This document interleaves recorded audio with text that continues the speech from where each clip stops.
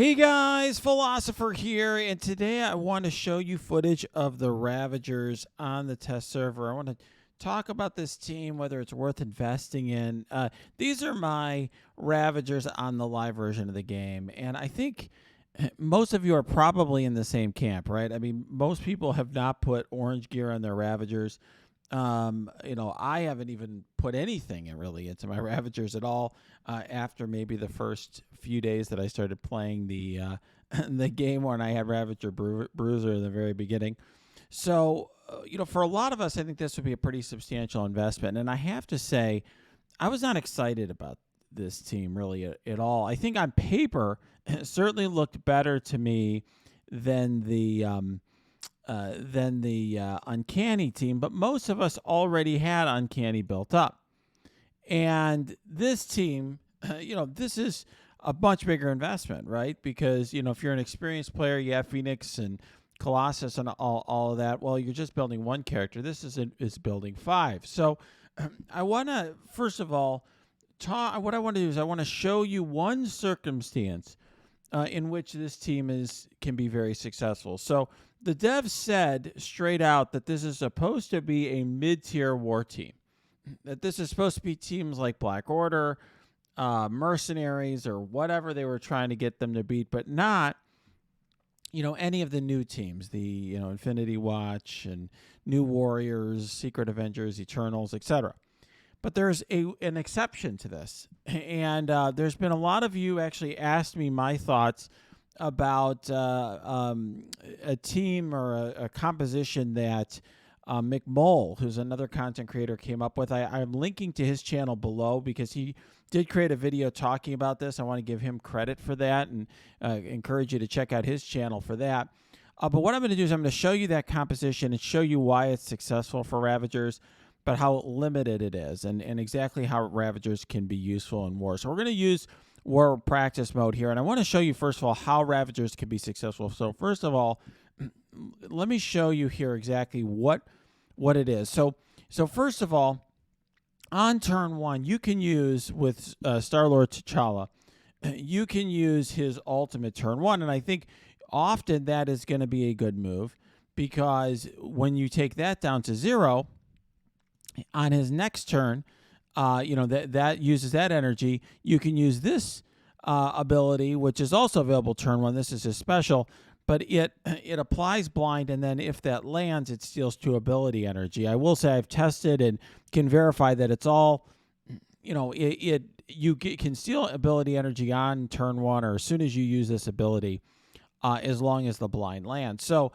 a lot of times you might think, okay, use the ultimate, get that down to 0, then use this, steal back 2 energy, and it gets the ultimate going faster. Well, if you use this turn 1, it can blind an enemy and help take them out of the battle. Okay, so that's one thing that is going to be going on in this matchup. All right, unavoidable, but you still have to, there's still a resistance check to make sure it lands. Then the next thing that's really important is actually on Ravager Boomer's kit. So Ravager Boomer, on his special, takes 30% speed bar from the primary and secondary targets. This is a turn-based game, so Marvel Strike Force is always about speed, so this is an important thing. The issue is, of course, this is not a particularly fast character, and so even with the rework, so the question is, can you, if you want to try to get out ahead of a team, is there a way to do that? Okay, so that's one thing that is going on here. And the other thing is Yondu, which is interesting. Yondu summons both the Ravager Boomer and Ravager Stitcher Ally. And so you can essentially get 2 Ravager Boomers. So if both of them go before the, if Yondu goes and Ravager Boomer, you could potentially have a situation where you steal 60% turn meter from an enemy to keep that enemy from going. All right, so now let me show you here the matchup. So we go here. This is obviously pre-recorded from the test server. All the teams in the test server all are identical. They have 7 yellows, 4 reds, all the T4s done. All gear tier 15. So if we go here, this is the team that it was used against. Now, one thing I want to tell you about this team. Let's look at this team. This is Eternals plus the New Warriors. And here's the thing: that's a very good team, but it's not exactly the team you usually see on defense. Often people split them up, and there's a reason why. Usually, what I see is the New Warriors with Cloak and Dagger Deathpool with Emma and Silver Surfer. This will not work. This matchup does not work against that team. It only works against a team like this, and I'll explain what it looks like. So here is the team.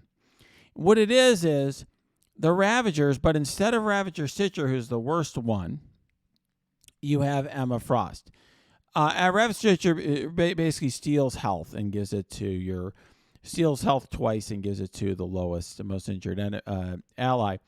But what Emma Frost does is she gives the enemy negative 10% speed. She makes your team 10% faster in terms of speed. So it allows this team to get a jump on the Eternals and the New Warriors. So as long as you have Emma here, you will be able to use this team to beat the Ravagers plus Emma to beat the Eternals plus New Warriors, which is very exciting. And it is reliable. I've done it a whole bunch of times, done it a dozen times, figured out how to do it. So the first thing you have to do is go to Cloak and use a special. And what that does, so if you use T'Challa's special here, it takes the blind, it puts blind on Cloak and can take ability energy there. And so what that means is that Cloak is not going to just, cloak your team in debuffs on turn one. Now Ravager Boomer goes because you have Emma there. And what he's going to do is he's going to go here and steal speed bar from the Eternals. So the Eternals, as you know, once they go, it's game over. This essentially prevents them from going off the gate. So now Yondu summons more of those allies, and here you've got this is the Ravager Bruiser character. He's going to steal some buffs. He can steal defense up and offense up here. All right, so he does that. Emma, it doesn't really matter. She's just there for her speed, so I just have her basic here. Or maybe I have her use, I literally had her basic. Doesn't matter. She could put slow. Probably better with slow. It doesn't really matter. Okay, so there you go. So now this Ravager Boomer took off another 30% speed bar. So in addition to the 10% additional speed, 60% of their speed bar has been reduced. You can see they're not close to getting a turn yet. This is the Ravager Stitcher. Doesn't do much. You might think to yourself, well, I made a mistake here. I almost killed Icarus, or almost, it looked like I almost killed Icarus, but then he got him below, so he refilled his health bar and cleansed. Not so much. Not a big deal. You'll see. And there we go. Boom. Star-Lord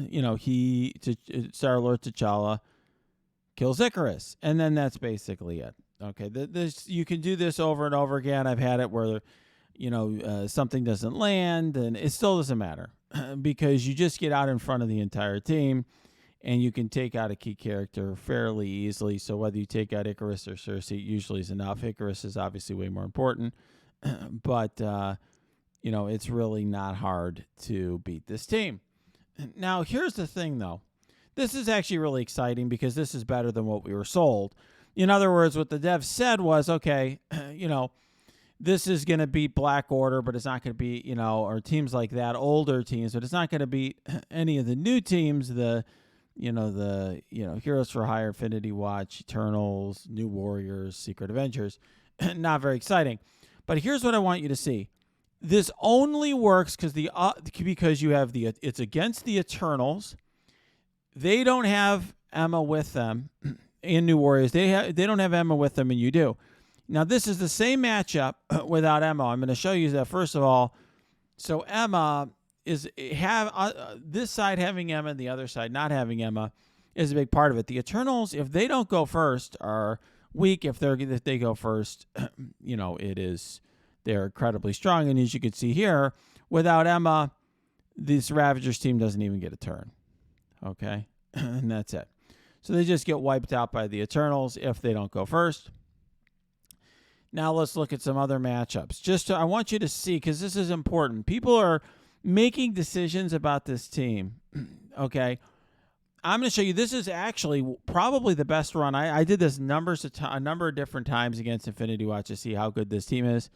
I did it with Emma because Emma's, I think, clearly better than Ravager Stitcher, and it doesn't matter. You're going to see here. This is actually was actually a pretty good attempt against Infinity Watch, as good as it gets. But it's going to be obvious fairly early on that the Ravagers are totally outmatched. Okay. Now, you may say to yourself, well, yeah, but for a war offense team, and this is a team that is meant to be a war offense team and get some war offense bonuses, hey, if you're not as good as Infinity Watch, we totally understand, right? But the issue is, and I will show you shortly, this team doesn't really beat a lot of things, okay? It doesn't beat really any of the war defense teams that you're going to care about. So you can see here I'm trying to scheme to get Phyla-Vell down. Phyla-Vell gives a lot of drain to the team, and she doesn't revive. So my thought was, hey, maybe I can make this work. If I could just get Phyla-Vell down, maybe I have a chance.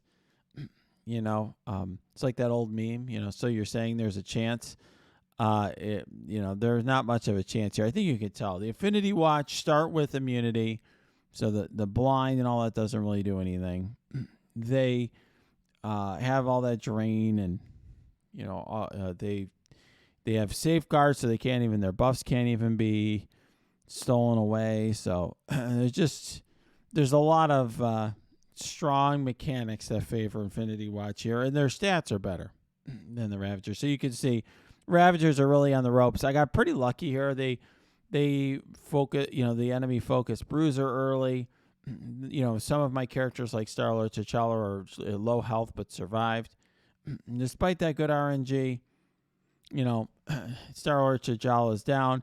And basically, I felt lucky to get that one character down. And I will tell you, I fought a number of other times against Infinity Watch with this team, and both with and without Emma. And I did not usually get that one character down. This was actually a good result to be able to take down one character. So, not going to be very good against this team. So, all right, we can see where this one is going. So I know some of you are thinking, well, hey, Philosopher, yeah, we know they're not going to beat Infinity Watch. That doesn't mean that they're bad. I mean, most war offense teams can't beat Infinity Watch, but they're still very good. Okay, I mean, first of all, unlike some of those other teams, this team isn't good at raids or anything else. Okay, this is purely a war offense team. But let's watch them. Here's Secret Avengers plus Kestrel. This is another one where I did better here than I had done in other attempts. I tried this a bunch of times and got rolled. It seemed like putting the blind on Sharon Carter actually was the best move, and then using this speed bar there. And this is a pretty, this is a tough war defense. This is Secret Avengers plus Kestrel plus Coulson, but obviously it's not Infinity Watch. In reality, you would just use like Axemen here because they have all these summons, and you would just beat them that way. But just trying to show you that, without having a team that's a great matchup here, this is against most teams that don't get speed bar from the death of a summon. This is a very tough team to go against. You can see they're just blowing away my team. This team very quickly gets just overwhelmed. Star-Lord T'Challa, I mean, doesn't have enough damage to really take out any of the Secret Avengers, and they quickly outnumber them and outlast them. They just have the sustain that they don't, that the Ravagers don't, and that's pretty much the end of that. So, this is just more confirmation. I basically want to show you what you're getting with the Ravagers, because a lot of people are asking me, like, well, what should I build this patch? I've already covered Web Warriors a little bit. We're going to do another video with Web Warriors. I did a video basically showing Web Warriors in 2.3 and kind of showing their limitations. So I quit out of here because I think I proved my point here. Everyone knows the Secret Avengers are going to win. So I'm like, okay, let's show them another team. Let's show them another team and see how good they are. And, for example, let's go for Heroes for Hire and just throw the team in there. Here's the better version of the team. And you can see against Heroes for Hire, I'm just going to give you a preview. You know how this is like before we had Weapon X. Basically, the Ravagers aren't going to take a turn. I mean, they just get completely rolled from the start. There's really no hope here for the Ravagers, and they are sacrificial lambs at the hands of the Heroes for Hire. So that's a no-go. I'll show you against, now I think the last one I'm going to do here is I think I did Weapon X just to show you again, another top team that you might wonder, okay, is there some way in which this team could counter that? And I'm just going to give you a preview here that Weapon X is going to completely roll the Ravagers as well. So I guess the point I'm trying to make here, guys, is just that Ravagers do have some interesting mechanics. I think in a vacuum, they do some really interesting things. And can you game those things to potentially win a certain matchup? Sure, that is in fact the case. However, one thing I will just say is, this team is interesting. It's pretty good. It's decent. And unless you really know your mechanics and have the perfect matchup for them, they're just not that great. Okay, they're a mid-level kind of war team, sort of like I'll give you an example. In the right circumstance, the symbiotes or Axemen are amazing, right? In other words, if let's say the symbiotes just got released, and I'm like, hey, let me show you how the symbiotes can beat a Doom team. And I show you get me the right Doom team out there. Well, the Doom bots, when they die or when they get low in health, they give turn meter to the symbiotes. When they die, they give speed up to the symbiotes. Symbiotes can totally beat a Doom team. But that's not representative of how symbiotes are in war in general, right? We all know they're pretty limited. They can beat some teams very well, teams that have summons. But most other teams, they can't. And that's kind of how I would put the Ravagers. The Ravagers can beat all the bad teams. I mean, they beat Black Order very easily, that sort of thing. They can beat the teams that are average. So that Black Order, I'd say at this point, is more of a mid-level team. They can beat the older teams for sure. But the new power creep teams, the sort of post-Great Reset teams, not so much. So if you're building this team from scratch, if your Ravagers look like mine, and you're thinking about turning that team into a team that looks like this into the team we saw on the test server, from that, to this, really think about the cost of what you're getting, because I'm really not sure it's worth it for most rosters. All right, guys, if you like this video, smash that like button, subscribe to this channel. If you got comments or questions, cheers or jeers, leave them below, or go to my Discord. That's linked below. Lots of great conversations there. I really want people discussing what to build for this patch. And then also check out my Twitch stream. I stream a lot of the new characters and so forth. That's linked below as well.